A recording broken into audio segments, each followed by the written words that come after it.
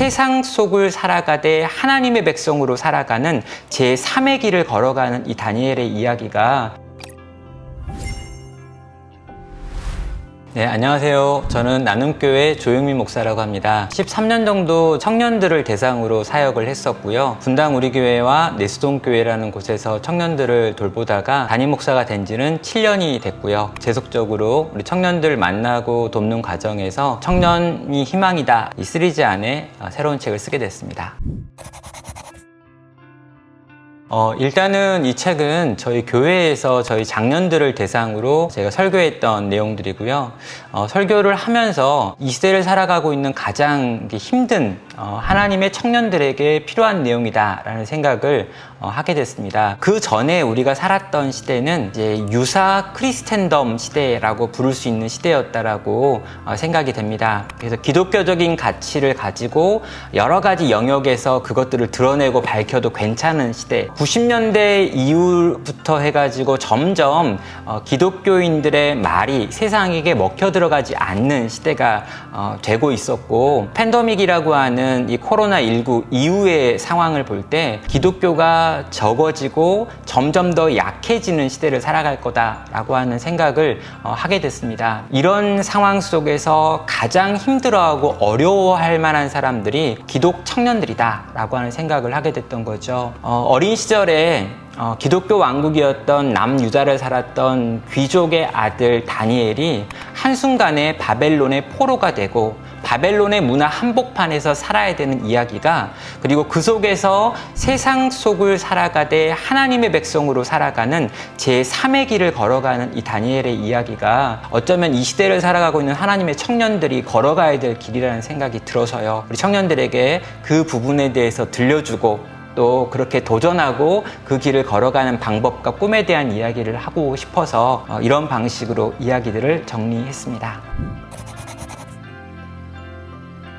처음에 제가 계획했던 것은 다니엘과 세 친구의 이야기가 나오는 1장부터 6장까지의 내용들을 좀 정리하는 거였습니다. 그런데 다니엘서 1장부터 6장에 나와 있는 그 탁월한 하나님의 사람들의 삶의 모습이 어디에서 나오는가에 대한 것을 이제 7장 이후에 나오는 12장까지의 내용을 통해서 알게 된 거죠. 하나님의 백성들이 어떻게 이 땅에서 특별한 삶을 살 수 있는가 라고 하는 이 질문에 대해서 뒷부분에 나와 있는 그 환상들이 그로 하여금 그런 삶을 살게 했다라고 하는 것들을 보게 되면서 이 시대에 살아가는 하나님의 사람들에게 정말 하나님이 보여주신 꿈이 있어야겠다. 그리고 그 꿈을 보고 깨닫고 알 때라야 그 하나님의 사람에게 요구되어지는 삶도 가능하다. 꿈에 대해서 이야기하고 꿈에 합당한 삶을 도전하려고 이런 내용들을 기록하게 됐습니다.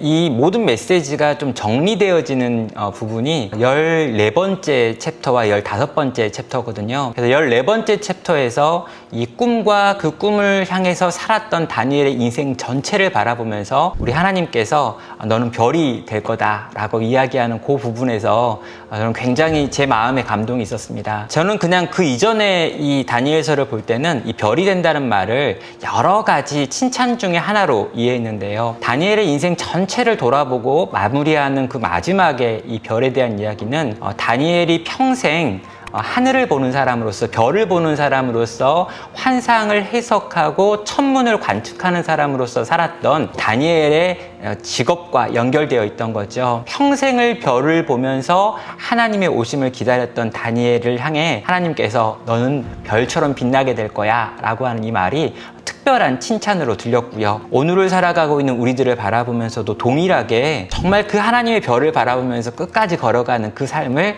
하나님께서 알고 계시고 그 방식으로 칭찬하신다라는 생각이 들어서 14장 저에게는 가장 소중한 장이고요. 15장도 저에게는 중요했는데 그 1장부터 12장까지 나와 있는 전체 이야기 속에서 끊임없이 등장했던 예수님에 대한 이야기를 모아가지고 15장에서 다뤘습니다. 다니엘이 바라봤던 그 별이 예수 그리스도다라고 하는 성자 하나님에 대한 이야기로 본문을 해석할 수 있어서 저는 이 마지막 2장을 꼭 정리해주고 싶었습니다.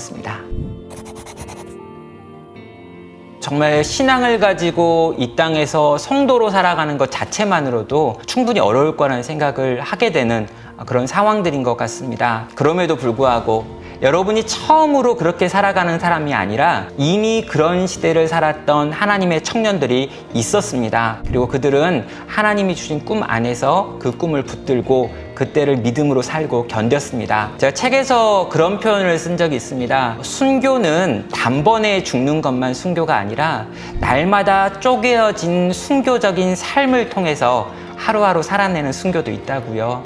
우리 청년들이요, 정말 그런 순교적 삶에 대한 소망을 가지고 인내하며 이때를 믿음으로 살아내서 정말 그 별을 보면서 그 별을 쫓아서 별처럼 빛나게 되는 그런 자리까지 나아갈 수 있기를 간절히 소원하고 축원합니다. 네, 감사합니다.